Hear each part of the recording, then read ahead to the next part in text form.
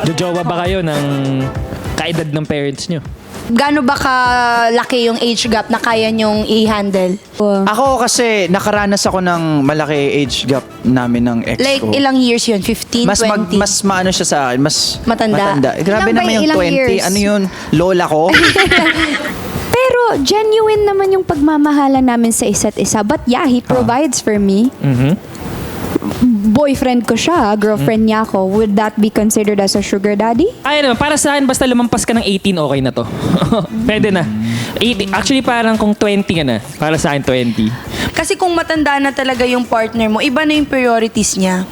Iba na yung gusto niyang mangyari. Kinaniniwala sa harsh judgment number 1 na kapag mas matanda ang guy, na mamanipulate niya yung girl. Pag yung girl mas matanda kaysa boyfriend niya, tawag cougar.